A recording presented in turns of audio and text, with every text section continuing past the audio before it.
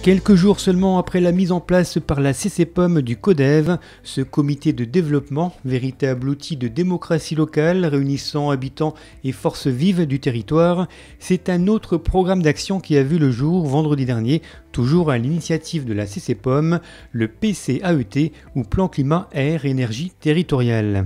Rendu obligatoire pour les intercommunalités de plus de 20 000 habitants, ce PCAET a pour objectif de répondre à 5 enjeux.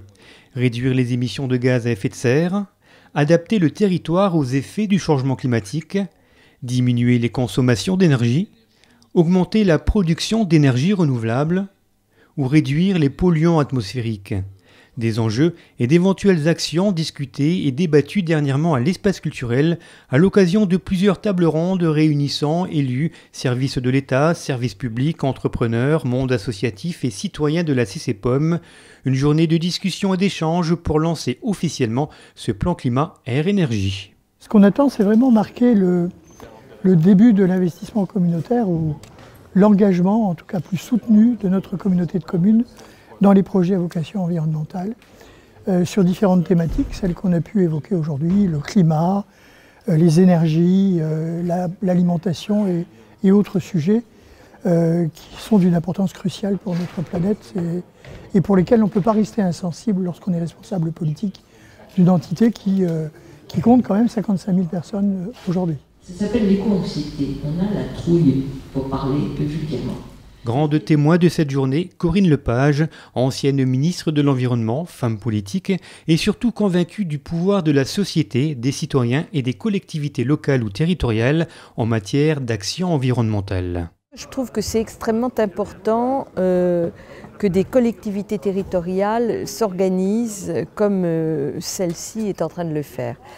Et la diversité des expériences, c'est même plus que des expériences, il y a des solutions qui sont mises en place, que ce soit dans le domaine de l'énergie, dans le domaine de l'alimentation, dans le domaine de la mobilité, ont montré combien c'était un territoire vivant. Et finalement, et c'était mon mot de conclusion, de dire que j'étais frappée du décalage entre la réalité des actions qui sont mises en place sur le territoire, sur ce territoire, sur d'autres territoires en France, et finalement le caractère encore très virtuel et très abstrait des discussions au niveau national où on a l'impression qu'on fait du surplace.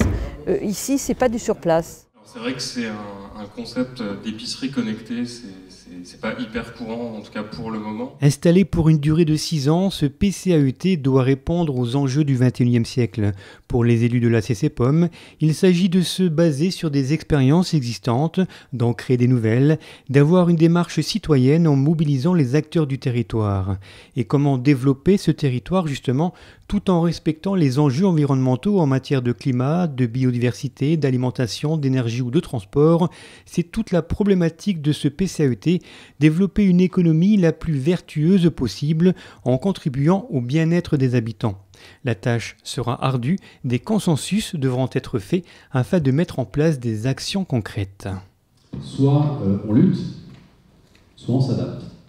Ce PCAET, c'est quoi pour la CCPOM? Une chance, un défi, un challenge ou une épine dans le pied? Alors je veux dire, c'est tout à la fois, jusqu'à l'épine dans le pied qui quelquefois fait mal, parce qu'on est confronté à des spécialistes qui n'ont peut-être pas la même vue que la nôtre, qui est faite du territoire. Moi je le dis et un de mes maîtres disait, c'est avec les bottes qu'il faut aller voir ce qui se passe, mais avec les bottes on a moins mal aux pieds.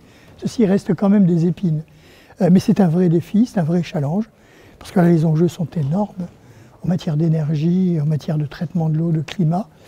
Et c'est une véritable chance pour redonner vie, attractivité, encore une fois, confort et qualité de vie à nos habitants.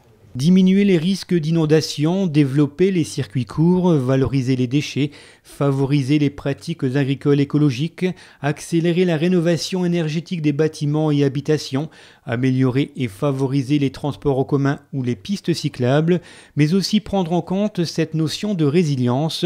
Voilà quelques exemples qui rentrent dans le cadre de ce PCAET.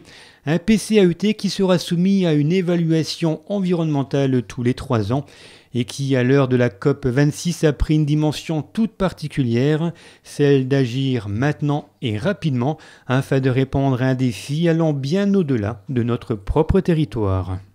On retiendra que des territoires et des intercos il peut en ressortir effectivement des flux d'espoir vis-à-vis du climat et vis-à-vis des modes de consommation, y compris les énergies renouvelables ou le changement climatique, parce que je le dis et j'y crois de plus en plus, ce sont les petits ruisseaux qui font les grands fleuves.